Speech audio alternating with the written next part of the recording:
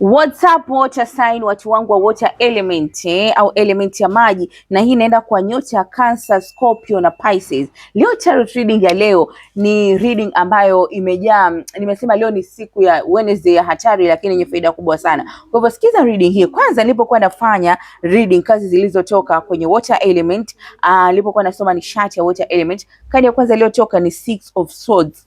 Sasa Six of Swords inasemaje? Spirit inaonyesha kuwa ni wakati wa kuondoka kwenye maumivu ya zamani na kuelekea kipindi cha utulivu na uponyaji. Watu wangu wa water element mpo?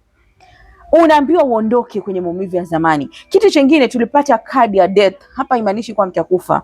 Hii kadi inasema kuwa mzunguko mmoja umeisha au umefika mwisho na ni wakati wa kuachilia kilichokamilika ili nafasi mpya ifunguke. Kuna kadi pia Ace of Cups. Hii kadi inaleta mwanzo mpya wa upendo, amani ya ndani, uponyaji wa kihisia na baraka pia zinaanza kutiririka katika maishani mwako. Sasa Jumatano hii nimesema ni World Wednesday ama ni Jumatano ya hatari, lakini iko na faida kubwa sana. Sasa hatari kubwa ambayo watu wa water sign mnaikabilia ni hatari ambayo si ya nje, yaani haitoki kwa mtu mwingine, haitoki kwa family, haitoki kwa mtu mwingine, inatoka kwenu nyinyi wenyewe, kwa ndani yenu. Spirit inaonyesha kuwa uko katika hatua ya kuamua kama utasamehe, utaachilia aliyopita, utaamini, utaacha kubeba mizigo ya kihisia ambayo si yako. Yaani Spirit inataka kuwa uanze kutake action ama uanze kuchukua uthubutu. Anza kuachilia ule uzito ulikuwa umebeba. Utaanza kuondoka haraka wakati utakapoanza kuachilia. Kuna ule upendo mpya unaonekana, kuna mahusiano yenye afya yanaonekana, kuna amani ya kweli inaonekana, lakini haya yote yatakuja utakapoanza kuachilia, kwa sababu watu wa water sign umekuwa ukishikilia maumivu ya zamani. Sasa utaendelea vipi? Na Spirit inakuuliza utaendelea vipi? Utaendelea vipi kuyarudia mambo ambayo yashapita katika akili yako?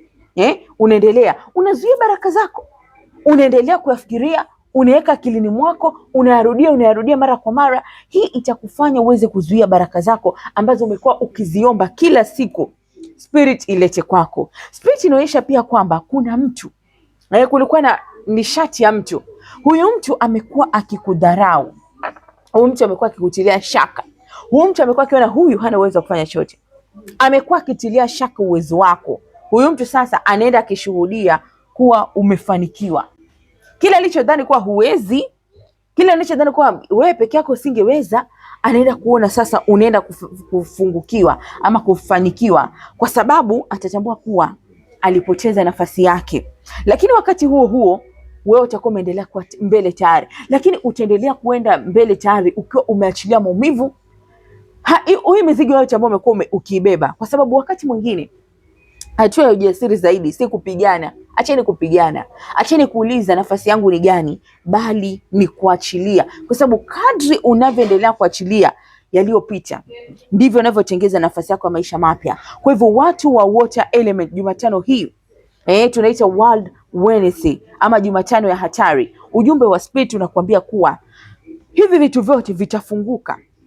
Mahusiano, baraka mpya baada ya kuachilia kile kipindi cha majeraha ya kihisia, kile kipindi cha zamani, kwa sababu hakuna kinachodumu katika huu ulimwengu wa universe. Kwa hivyo wakati mwingine kuwa jasiri, usipigane. Kupigana kuonyesha kuwa wewe ni jasiri.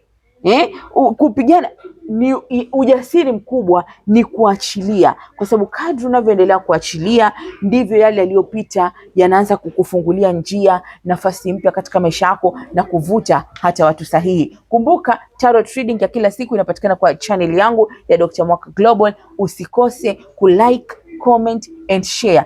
Cha mwisho, usikose kusubscribe kwa maswala mengi kuhusu unajimu, kwa masuala ya kuelewa nishati ya siku husika, kwa masuala ya kuelewa moon phases na masomo ya ndani zaidi.